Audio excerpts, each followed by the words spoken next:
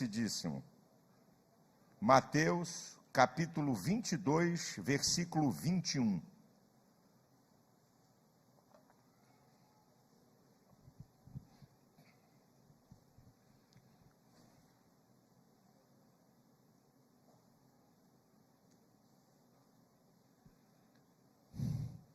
Uma pergunta que Jesus faz sobre o tributo. Quando perguntaram a Jesus se era lícito pagar tributo a César, essa pergunta foi feita no templo. Jesus estava no templo. E aqui está a resposta de Jesus. Disseram eles, quando Jesus pergunta, de quem é a moeda aí? O que está na esfinge dessa moeda? Disseram eles, de César. Então ele lhes disse, dai, pois, a César o que é de César, e a Deus o que é de Deus. Dai, pois, a César o que é de César, e dai a Deus o que é de Deus. Palavras de Jesus no templo. Eu quero trazer uma palavra para você sobre o que devemos dar a Deus. O que devemos dar a Deus? Eu vou destacar 4 coisas, e a última eu vou me alongar nela. Não é? 4 coisas que devemos dar a Deus. Tem várias? Tem, mas eu acho que essas aqui, elas englobam o que a gente tem que falar sobre esse assunto. A primeira, o que é que eu tenho que dar a Deus? Número 1, todo o meu ser. Quando você encontra nesse mesmo capítulo 22, versículo 37, amarás o Senhor teu Deus de todo o teu coração, de toda a tua alma e de todo o teu pensamento. De todo o teu coração, está falando do homem interior, o ser total, né? Mente, vontade, sentimentos, consciência, né? Eu devo oferecer a Deus. Quando fala da alma, né? Está falando do ser essencial, né? O que é mais profundo dos afetos, aquela parte do ser que a morte não tem poder nem controle. Aquilo que está em Mateus 10, 28. Não devemos temer aqueles que matam o corpo e não podem matar a alma, mas aquele que lança o corpo e a alma no inferno. Então, aqui é a alma do homem. E quando ele fala de pensamento, é a capacidade do homem de ter domínio de existência, a faculdade intelectual do homem em aprender, em conhecer e saber. Agora, deixa eu dizer uma coisa para vocês. Não adianta você querer definir essas 3 coisas individualmente, porque elas se fundem. Está falando de coração, depois fala de alma. Depois fala de mente. Coração engloba isso. Então, qual é a ideia que Jesus está dando aqui? É que todo ser, tudo que o ser humano tem, é para colocar Deus em primeiro lugar. Essa é a ideia. Então, eu estou dando aqui umas definições bem simples, mas a verdade é que elas se fundem, essas 3 coisas. O coração, a mente, né, e a alma. Então, nós devemos dar a Deus. Segundo lugar, o que é que nós devemos dar a Deus? A adoração. Porque só Deus é digno de receber a adoração. João, capítulo 4, versículo 23 e 24, não é? A hora vem e agora é, que os verdadeiros adoradores adorarão o Pai em espírito e em verdade, não é? Porque importa que aqueles que adoram, o adorem assim. Então, a adoração a Deus, o reconhecimento, o prestar culto a um Deus soberano, acima de tudo, de todos. Isso nós devemos dar. E a coisa é tão séria que Paulo, em 1 Coríntios 10, 31, diz, quer comais, quer bebais, quer façais outra qualquer coisa, fazei tudo para a glória de Deus. Então, tudo que eu faço, até na maneira que eu estou me alimentando, é para Deus ser glorificado, é para Deus ser adorado. Terceiro lugar, o que eu devo dar a Deus? A obediência. Em Gênesis capítulo 2, versículos 16 e 17, o homem no estado de perfeição no paraíso. Deus coloca uma ordem, né? Diz, olha, vocês podem comer de todo fruto, mas da árvore da ciência e do mal, vocês não podem comer desse fruto, porque o dia que vocês comerem, vocês vão morrer. O que é que Deus está estabelecendo? Para o homem entender que havia um ser superior a ele e que ele tinha que submeter. Então, até no estado de perfeição, o homem teve que aprender a obedecer. Vocês já ouviram eu falar aqui, e eu vou repetir. Qual é a coisa mais importante da queda do homem em Gênesis? A restauração de todas as coisas em Apocalipse. A coisa mais importante é a obediência de Cristo. Vocês já viram eu falar aqui, e estou repetindo para os novos, que Deus não abre mão da obediência para ninguém. Qualquer ser que não seja 100% Deus, tem que obedecer.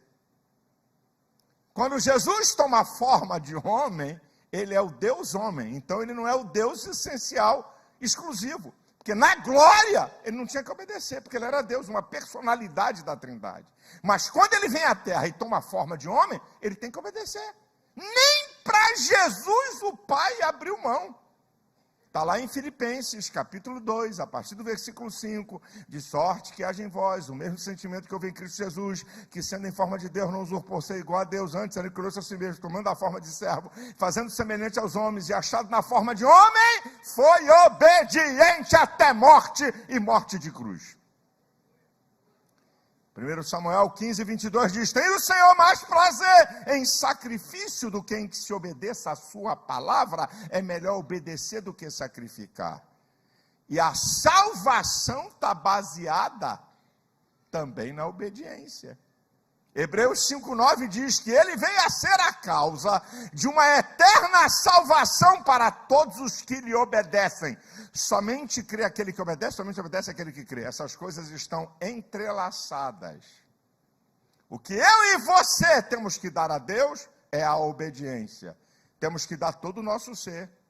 Temos que dar toda a adoração. Temos que dar a obediência em quarto lugar, e aqui eu quero ensinar. Dízimos e ofertas. É o que temos que dar a Deus. Dízimos e ofertas.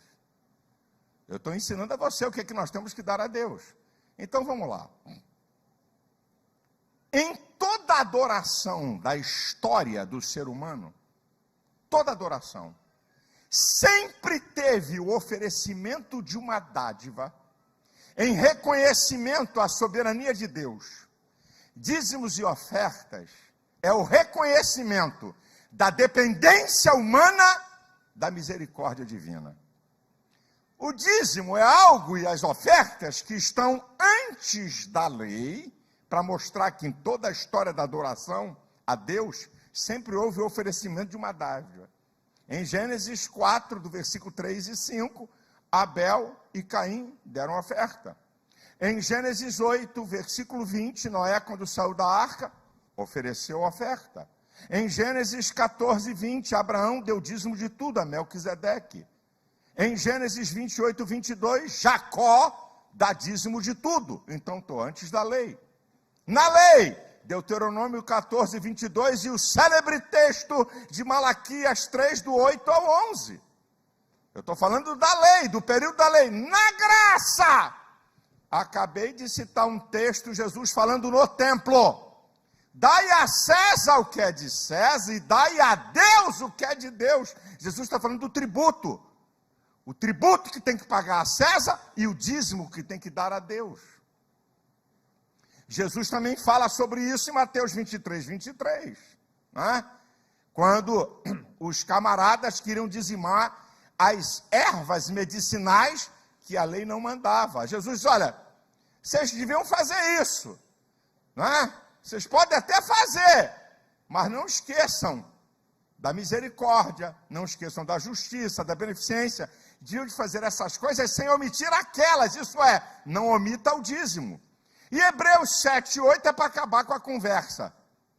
Quando o escritor aos Hebreus está dizendo, aqui, nessa dispensação, você dá dízimo a homens. Ali, na dispensação da graça, aquele de que vive para sempre. Então, meu querido, o dízimo é na lei, antes da lei, na graça. Agora, preste atenção a isso aqui, povo que está me assistindo, seja da DEVEC ou outros. Se o dízimo é regra no Novo Testamento e as ofertas, e são, porque tem mais de 2 textos falando do assunto, eu nem entrei em textos de oferta, 2 Coríntios capítulo 9, Jesus falando em Lucas 6,38, dai e ser-vos-á dado, boa medida, recalcada, transbordante. Não entrei nem em oferta. Mas se dízimos e ofertas são regras para a igreja no Novo Testamento, então as regras que a Bíblia fala, seja no Antigo ou no Novo, sobre a questão do dar ou não dar, está valendo para hoje. Dízimos e ofertas são regras para a igreja, para o período da graça, para nós. Então, se é uma regra para a igreja, significa que os princípios que a Bíblia fala sobre resultado de quem dá dízimo ou não dá, quem dá oferta ou não dá, vale para hoje. Então, para quem dá? Aí eu vou para Malaquias, capítulo 3, versículo 10. Fazei prova de mim. A única vez que Deus permite ser desafiado, se você tentar desafiar Deus, é tentar a Deus. A única vez que Deus permite ser desafiado é quando você traz dízimos e ofertas. Então, fazei prova de mim, pode fazer prova de mim. Número 2, eu vou dar a vocês uma maior abastança. Número 3, eu vou repreender o devorador. Então, isso que vale para quem dá dízimo que está lá no antigo, vale para o novo, porque a regra continua. Agora, aquilo que está no antigo, vale para quem não dá dízimo e oferta, também vale para o novo. Então, o que é? Vocês me roubam, vou amaldiçoar vocês, e vou liberar o devorador em cima de vocês. Essa regra, para quem não dá oferta e dízimo, no Antigo Testamento, também está validada para a igreja, porque a regra permanece. E o que permanece, tanto faz que seja Antigo ou Novo Testamento. O não matarás, que não tem nada a ver com esse assunto, está no Novo Testamento. Jesus fala, não matarás. O apóstolo Paulo repete, com efeito, não matarás. Então, não matarás está no Antigo e Novo. Por isso que nós abominamos qualquer tipo de aborto, porque só quem mata é Deus. Isso é regra. Eu não estou perguntando sobre cultura e sociedade. Eu estou falando daquele que é verdadeiro cristão que se submete à palavra. É isso que você, que nós temos que entender. O dízimo deve ser considerado o mínimo da contribuição cristã, e não o máximo, porque o máximo é a necessidade da obra, a nossa fé e a nossa liberalidade. Tem gente que dá dízimo e pensa que está dando o máximo. Não, você está dando o mínimo recomendável da fé cristã. É o mínimo que Deus determinou. O que é o máximo? O máximo é a necessidade da obra, minha fé, minha liberalidade. Tem gente que dá 20%, tem gente que dá 30%, tem gente que dá 50%. E uma das maiores indústrias de máquinas pesadas do mundo, Caterpillar, dá 90%. O dono, já conheço gente. Isso é uma questão pessoal. Então, o dízimo não é o máximo. A diferença entre dízimos e ofertas é que o dízimo, Deus determina quanto você tem que dar. E a oferta, Deus diz assim, ei, eu quero ver quanto a sua liberalidade, o seu amor e a sua fé vão dar. O dízimo Deus determina, a oferta eu determino. E aí tem um dadozinho para eu dizer, vou até beber um pouquinho d'água, que aqui a chapa é a primeira esquentada da chapa. E não adianta clamar por Deus, não. Não vai adiantar nada. Então escuta, preste atenção. Você que conhece a verdade, você que é crente, e conhece esse princípio da Bíblia, e só nega dízimo e oferta, não é fiel, dá só uma parte, eu queria te informar que você é pior do que o ímpio. Eu não encontrei Deus Deus dizendo, eu vou amaldiçoar você, que não dá dízimo e oferta para o ímpio. Eu não encontrei na Bíblia. Eu não encontrei Deus dizendo, eu vou colocar um devorador. Eu não encontrei Deus dizendo para o ímpio, vocês estão me roubando. Ele está dizendo para o povo dele. Israel tipifica a igreja. Então, você segura e não vai embora não. Você que é membro da igreja de Cristo, e essa igreja aqui que eu ensino, porque eu não estou falando de dízimo e oferta para mim. Você que só nega, que dá dízimo de prolabore, é empresário, tu é pior do que o ímpio, porque você tem o conhecimento e o ímpio não. Essa aqui é a verdade, meu irmãozão. Ela é dura, mas é verdade. Agora, número 5. Por que na igreja de Cristo muitos não dão dízimos e não dão ofertas? Muitos não são fiéis. Por quê? Por que muitos na igreja de Cristo não dão dízimo e não dão ofertas? Por quê? Primeiro, eu não estou nem falando para o povo daqui. Até para quem está chegando eu posso falar. Os outros, vocês aqui, a maioria aqui, a maioria da DEVEC não. Por quê? Por que não dão dízimos e ofertas? Número 1, falta de conhecimento. Falta de um conhecimento bíblico sobre o assunto. Tem muita bravata e frase de efeito. Só que eu não vivo de bravata nem frase de efeito, que eu tenho compromisso com essa palavra aqui. Não estou nem aí para o que o ímpio acha ou para o que você acha. Eu estou aqui, para aquilo que Deus ensina na sua palavra. Falta de conhecimento, gente. Mateus 22, 29 diz, errais por não conheceres as Escrituras nem o poder de Deus. O meu povo foi destruído porque lhe faltou conhecimento. Não conhece o assunto. Acha que é conversa de pastor, que isso é só para o Antigo Testamento, como eu acabei de provar que não. Então não conhece o assunto. Essa aqui é a verdade. Segundo lugar, não entendem que no reino de Deus, quando você dá dízimos e ofertas, Deus transforma o dinheiro em uma semente para frutificar na sua vida. Não entendem isso, não creem nisso. Não entendem, não creem. Essa aqui é a verdade. Terceiro, não compreendem que no reino de Deus, tudo que você faz no reino, e não é só dízimo e oferta, é tudo que você faz no reino, tem uma recompensa. 1 Coríntios 15, 58, sede firmes, constantes e abundantes na obra do Senhor, sabendo que o vosso trabalho não é vão no Senhor. Qualquer coisa, qualquer ato, qualquer ação, qualquer trabalho, o que você faz em prol do reino de Deus, tem uma recompensa. Por que muita gente não dá dízimo e oferta? Porque mesmo tendo conhecimento, não creem. Conhecem, aprendem, estão ouvindo, estou citando a Bíblia, e o cara está aqui, travado. Não adianta, eu não vou dar não. Pode falar o que você quiser, porque você não crê, meu irmão. E as coisas de Deus são pela fé.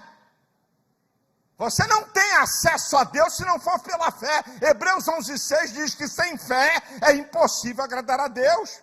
2 Coríntios 5:7 diz que nós não vivemos por vista, mas por fé.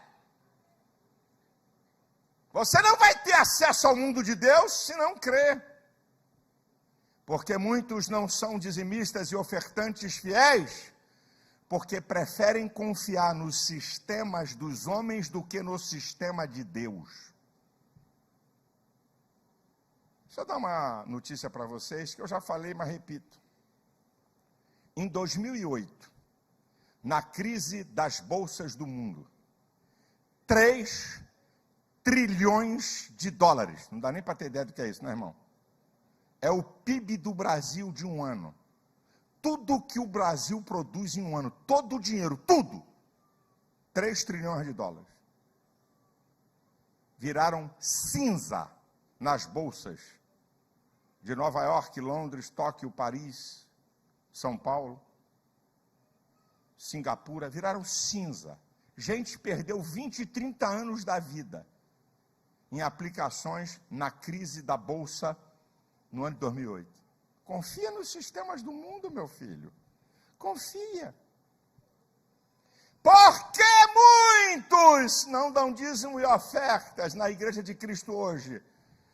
Porque adoram o dinheiro e não a Deus. Pastor, é verdade isso? E eu provo, quer que eu prove? Por que você acha que está escrito na Bíblia, em Mateus 6,24? Não podeis servir a Deus e ao dinheiro. Não é Deus e o diabo, não. Porque tem gente que serve o dinheiro, que o dinheiro é Deus. Por que você acha, em Efésios 5,5, o apóstolo Paulo diz que a avareza é idolatria, e o avarento, que é idólatra, não tem parte no reino de Deus nem no reino de Cristo. O avarento, o ganancioso por bens e dinheiro. E é idolatria, adora os bens, adora o dinheiro. Por isso não é dizimista nem ofertante liberal. Isso aqui que é uma verdade. Porque na Igreja de Cristo muitos não dão dízimo e oferta? Toma aqui uma outra resposta. Porque conquistaram bens nessa terra, sendo membros de igreja, e nunca foram dizimistas nem ofertantes. Ué, peraí, pai, agora me deu um nó na minha cabeça. Vou repetir e vou te explicar. Por que gente não dá dízimo e oferta na igreja e é rico na igreja? Rico, milionário até. Por quê? Porque construíram riquezas sem nunca ter dado dízimo e sem ter dado ofertas. Então eles acham que isso é balela. Eles só esquecem de um detalhezinho que está em Gálatas 6,7. Que Deus não se deixa escarnecer. Eles só esqueceram de um detalhezinho que está lá em Malaquias 3,8. Eu repreendo o devorador, de quem é dizimista e ofertante. Em outras palavras, quem não é, o devorador está liberado. Eu tenho 40 anos de pastor.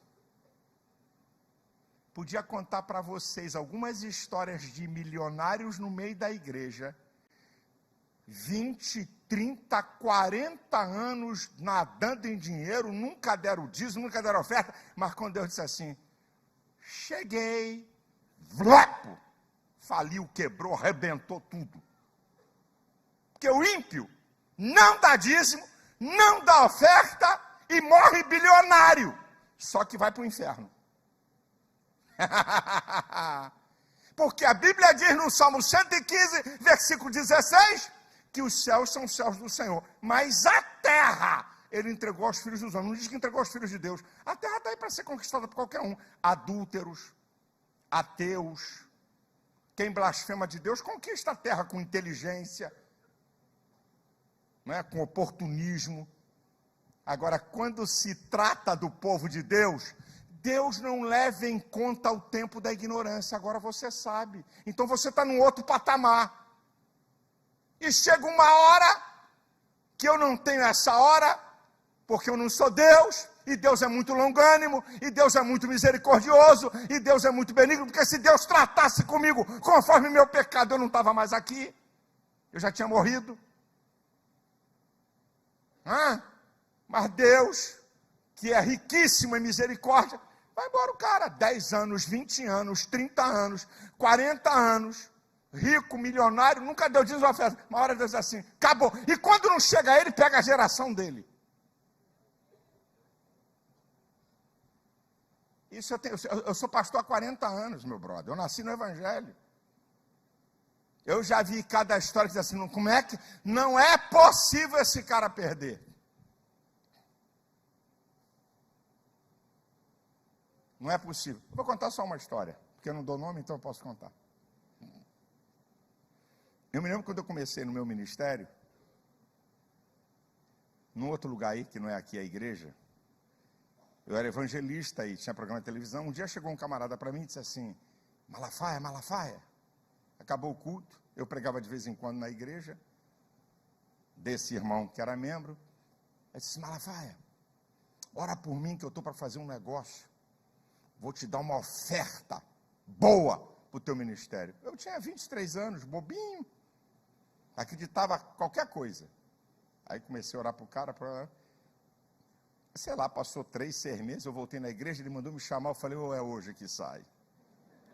Falei, rapaz, obrigado pela tua oração, consegui fazer um negócio, mas olha, eu não vou te dar oferta agora não. Rapaz, eu estou envolvido num outro negócio. Vou te dar uma notícia aqui, não fala para ninguém não. Eu pago a metade do teu programa com uma oferta, de 1 mês eu pago. Eu falei, Jesus, é tudo, eu vivia para pagar a televisão. Orei pelo cara, 3, 6 meses depois eu voltei lá, ele me procurou e falou, é hoje. Então, rapaz, Malafaia, o negócio saiu. Mas olha, agora eu estou fazendo um outro negócio. Eu acreditando no cara. Se eu fizer esse negócio, eu vou pagar 1 mês inteiro do teu programa. Quase que eu marchei.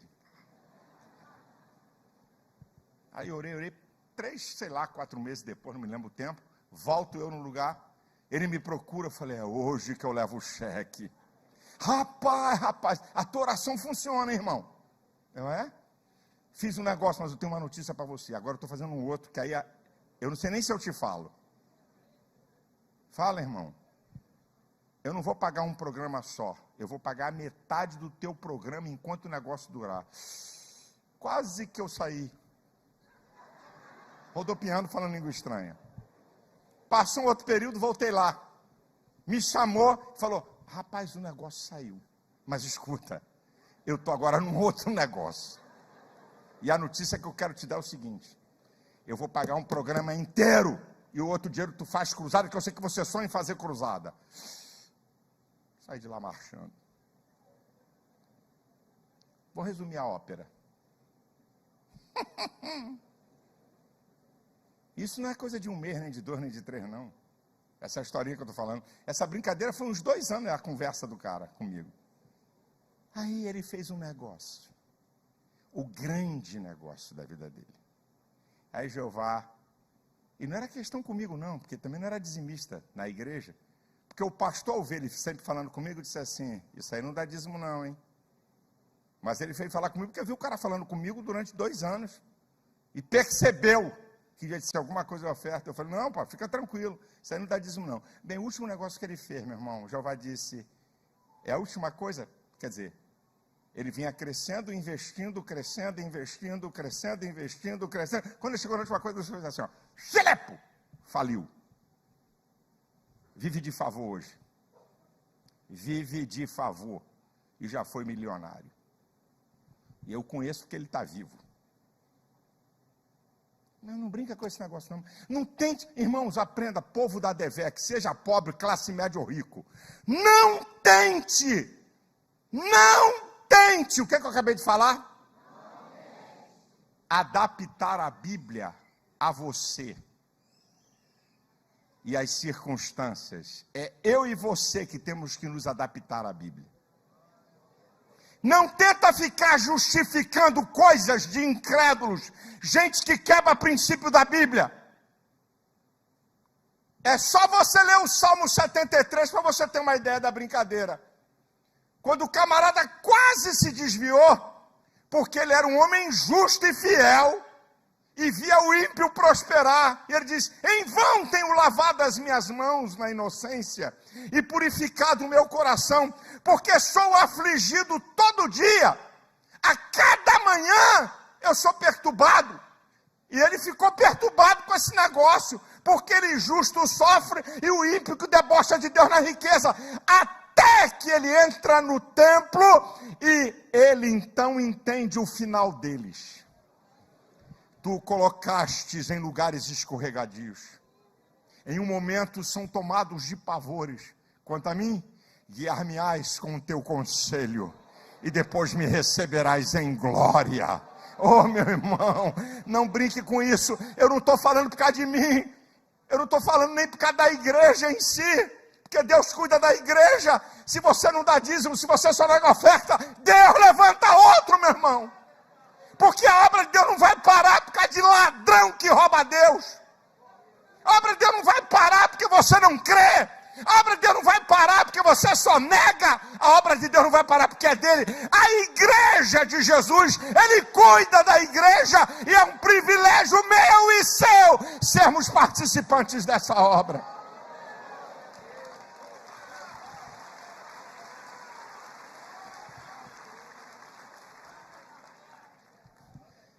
Sabe por que muitos na igreja não dão dízimo e oferta? Porque não entendem que não vão levar nada para o túmulo nem para a vida eterna. 1 Timóteo 6,7 diz: nada trouxemos para este mundo, e na verdade é que nada levaremos dele. Salmo 49, versículo 16 e 17 diz: olha, não tenha medo quando alguém se enriquecer, ou quando a sua casa engrandecer, porque quando morrer, nada levará consigo, nem a sua glória o acompanhará. Não entendem, não creem, não compreendem que a vida e a sobrevivência vem de Deus. Salmo 104, a partir do versículo 27, diz: todos esperam de ti, que lhe dê o seu sustento em tempo oportuno, dando-lhe tu, eles recolhem, abres as tuas mãos e enchem-se de bens, mas se tu viras o teu rosto, logo ficam perturbados, se tu tira a respiração, logo morrem. Tu pensa que a tua riqueza, teus bens, é que vai te sustentar? Atos 17, versículo 25 e 28 diz que dele provém a vida e as demais coisas, por ele vivemos, nos movemos e existimos. Você está aí por causa de Deus. Eu estou aqui por causa de Deus, irmão. Não compreendem e não entendem que tudo pertence a Deus. Ageu 2,8 diz: minha é a prata e meu é o ouro. Isaías 45:5 diz que ele é o Senhor das riquezas escondidas, das riquezas da escuridade, coisa que o satélite americano não consegue detectar, coisa que Bill Gates não sabe. Deus é dono de riquezas e pode revelar a seu povo. Não entendem, não compreendem que tudo é de Deus. Salmo 24:1, do Senhor é a terra, a sua plenitude. Olha, e aqueles que nele habitam, tudo é de Deus. O que é que tu pensa que tu é?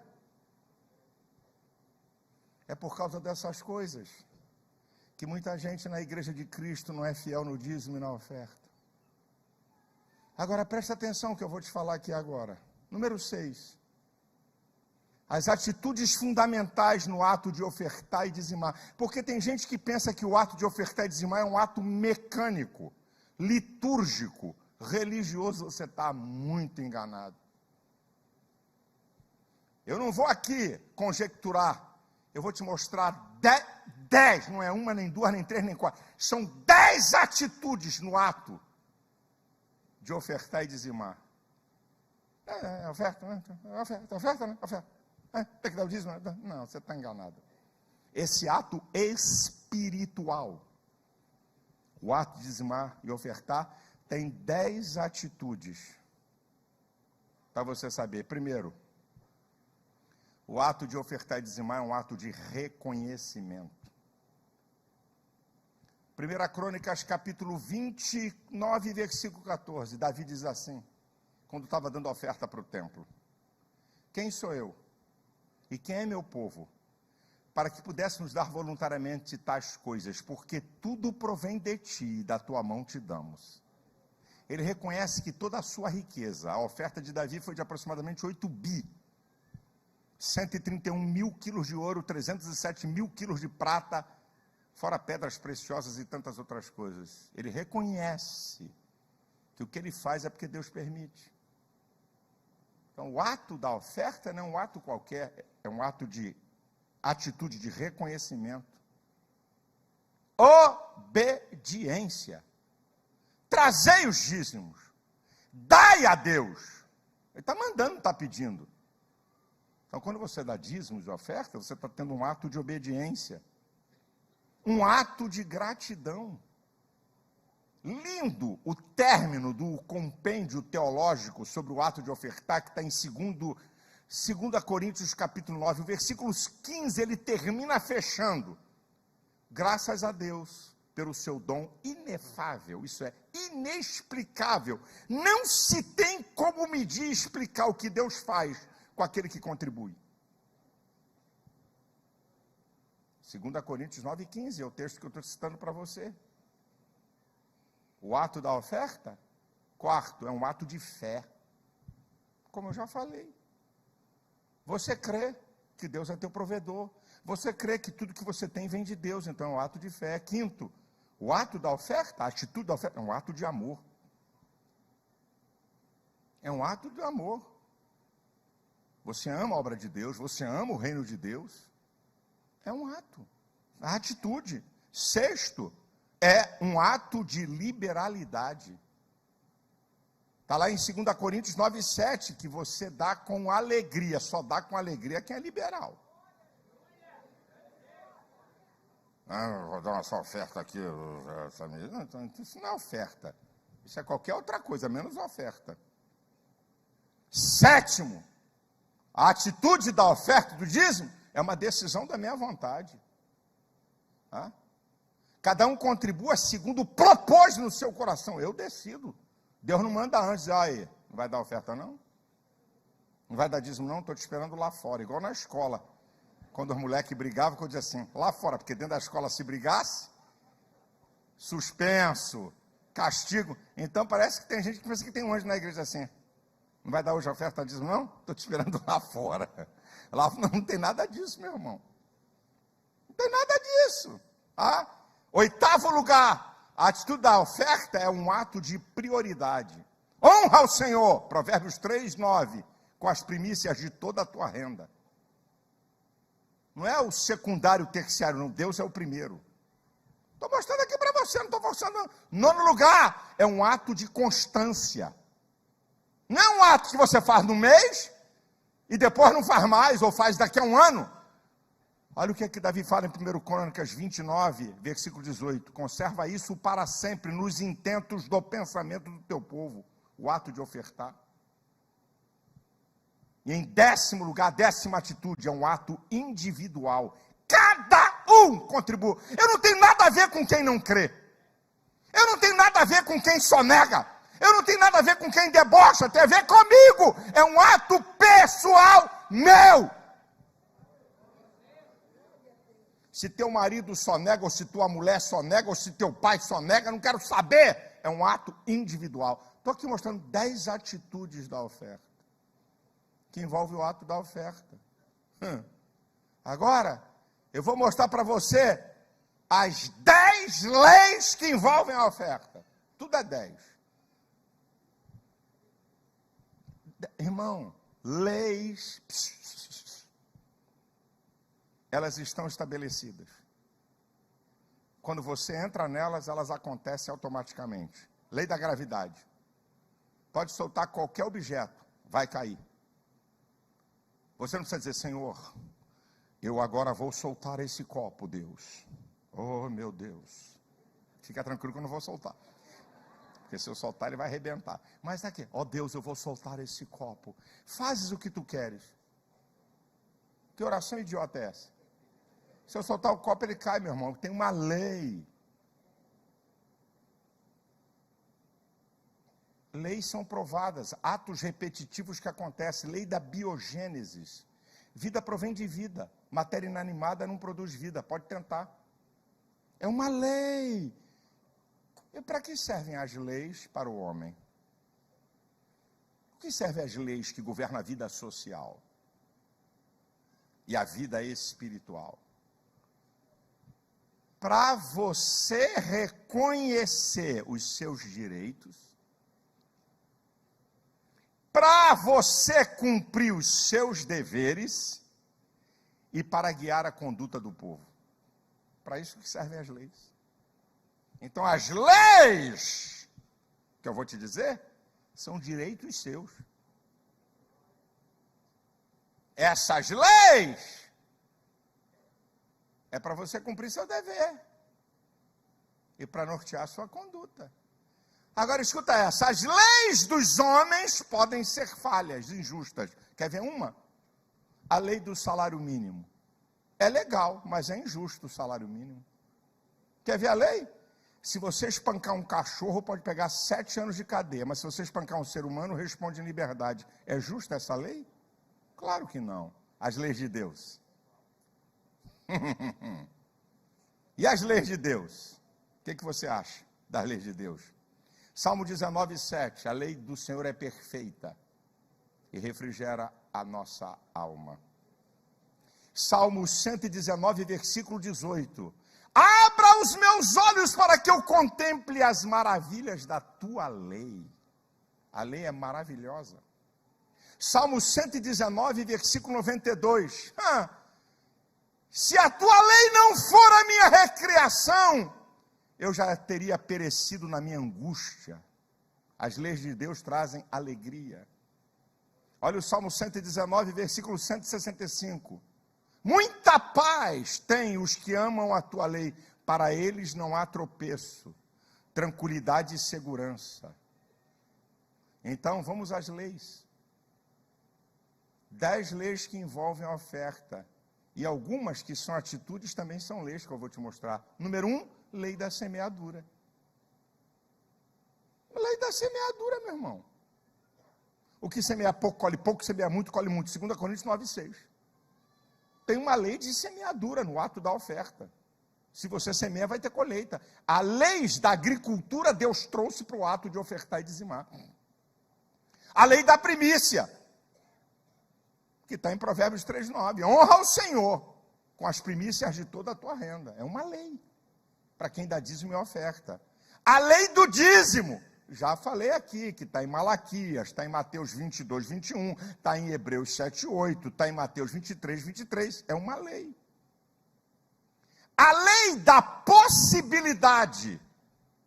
2 Coríntios, capítulo 8, versículo 12. Se há prontidão de vontade, cada um contribua segundo o que tem, não o que não tem. Então existe uma lei de possibilidade.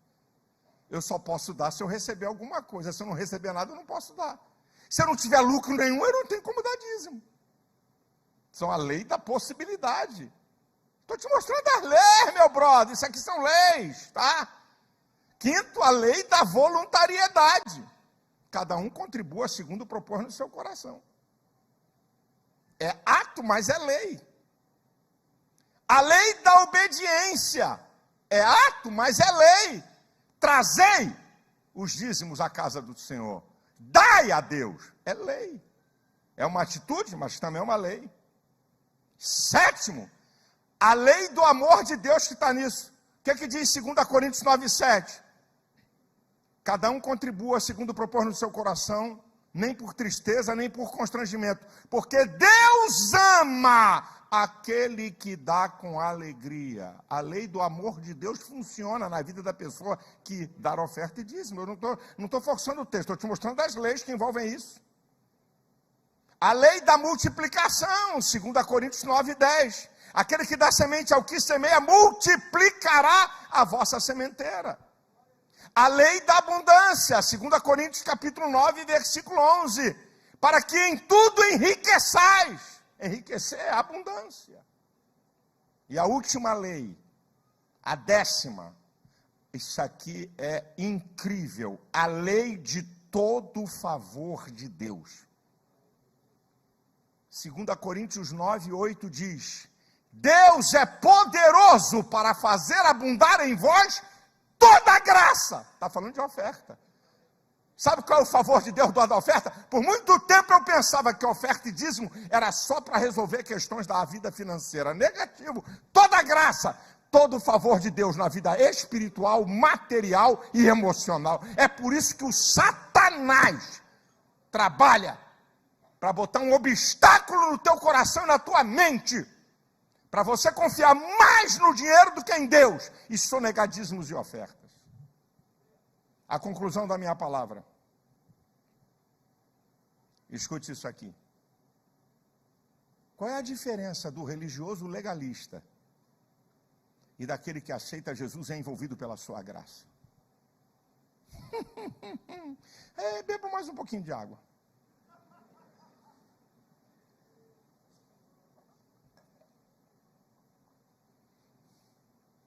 Em Mateus 19:16, chega um jovem rico, obediente da lei. O que eu tenho que fazer para herdar a vida eterna? Eu tenho feito isso, eu tenho feito aquilo, tenho guardado os mandamentos. Jesus bota uma pegadinha para ele. Vende tudo que tem, dá aos pobres e me segue. O coração dele estava na riqueza, só você continuar com o texto. Ele não faz o que Jesus pede e cai fora. Isso é o religioso, o que obedece lei. Agora vamos ver alguém envolvido pela graça de Jesus. Vamos ver alguém envolvido pela fé em Jesus. Zaqueu. Jesus não pede a ele. Ele é que diz: eu vou dar metade dos meus bens. Se tenho fraudado alguém, eu vou restituir quadruplicadamente. Onde é que Jesus mandou ele fazer isso? A graça, a presença, o crer, o entregar. A lei estabelece coisas rígidas, a graça faz você fazer coisas que Deus nem te pede, só pelo teu envolvimento com o amor e com o reino de Deus, minha gente. Está aqui a diferença, meu irmão. Agora aprenda isso aqui em segundo lugar. Deus não separa a oferta do ofertante. Aqui é que muita gente se engana. Deus não separa, não. Gênesis capítulo 4, versículo 4 e 5 diz que Deus aceitou Abel e a sua oferta, mas não aceitou Caim e a sua oferta. Você não separa. Não, aqui é a minha oferta. Tem nada a ver comigo, não tem nada a ver contigo? Você está enganado. Você está muito enganado. Tem a ver com você, sim. Deus está olhando para o teu ato de ofertar e dizimar, e para você. Você acha que ele vai recompensar quem? O abstrato? Deus atentou. Podia ter, Deus atentou para a oferta de Abel e não atentou para a oferta de Caim. Deus atentou para Abel e sua oferta. A intenção, coração, o ato que estava sendo feito. Abel deu a primícia. Olha que coisa incrível. Caim também deu uma oferta. Por que a de um é aceita e de outro é rejeitado? Porque a Bíblia está mostrando o destaque. É que Abel deu da primícia. Aqui está o destaque do texto. Significa que Caim deu alguma coisa para Deus. Até quando se dá alguma coisa, Deus rejeita. E aí tem uma outra coisa linkada a essa, que a oferta nunca está na ordem da quantidade, mas da qualidade. Deus não está medindo quantidade, Deus mede a qualidade. A oferta da viúva. Os ricos davam muito, diz o texto, quantidade, mas dava sobra. A intenção dos caras, do coração deles. Estava dando porcaria nenhuma. Essa pobre mulher deu tudo quanto possuía. Eu estou vendo o coração dela. Deus não separa a oferta do ofertante. Não se esqueça disso não, queridão. E eu finalizo citando o Salmo 103 e os primeiros versículos. Bendize, ó minha alma, ao Senhor. Tudo que é em mim, bendiga o teu santo nome. Vou repetir, bendize, ó minha alma, ao Senhor. Tudo que é em mim, minhas finanças, o poder, a profissão, a posição, meu negócio, tudo que é em mim, bendiga o teu santo nome. Bendize, ó minha alma, ao Senhor, e não te esqueças de nenhum dos teus benefícios. É Ele quem perdoa as tuas iniquidades e sara as tuas enfermidades. É Ele quem te redime da perdição e te coroa de benignidade e misericórdia. É Ele que enche a tua boca de bens e a tua mocidade se renova como águia. Põe na tela o texto, eu quero que a igreja repita. Vamos lá comigo. Bendize, ó minha alma, ao Senhor. E tudo que há em mim, bendiga o seu santo nome. É Ele. Cadê o texto, meu filho? Troca a tela, vou esperar. Eu estou mais rápido que a tela. Cadê a continuação do texto, meu filho? Eu mandei copiar tudo, cadê? Cadê ele? Onde é que está? Eu vou parar porque eu quero que o povo repita, eu tenho de cor. Mas eu não sou obrigado aos irmãos decorarem o que está na mente. Cadê a segunda parte do texto? Outro versículo. Bendize, ó minha alma, ao Senhor. E não te esqueças de nenhum dos teus benefícios. Troca aí. É Ele que perdoa as tuas iniquidades e sara todas as tuas enfermidades. Troca aí. Que redime a tua vida da perdição e que te coroa de benignidade e misericórdia. Que enche a tua boca de bens, de sorte que a tua mocidade se renova como águia.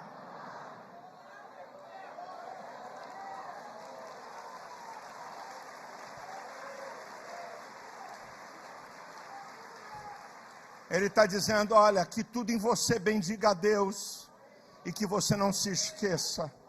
Porque tem gente que quando está no sufoco se lembra de Deus, mas quando está sobrando, esquece de Deus. Ou não se esqueça, meu irmão, não se esqueça.